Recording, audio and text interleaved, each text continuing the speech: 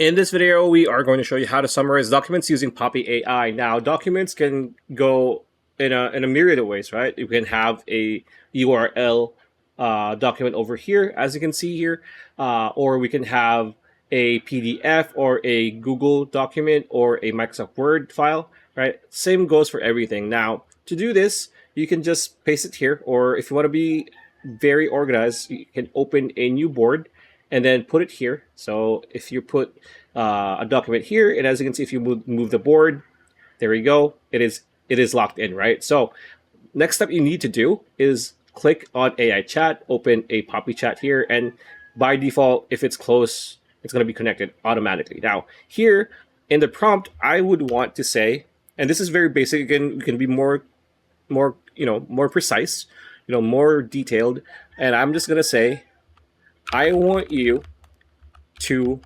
summarize the document in the group connected, right? Make it 3 paragraphs, do not exceed, right? Because sometimes they do that. Press enter. Now it's going to start thinking and it's going to start summarizing the document over here. So as you can see here, paragraph 1, here we go, paragraph 2, and then paragraph 3. So it has summarized the entire document. This is a very long document, by the way, about agriculture.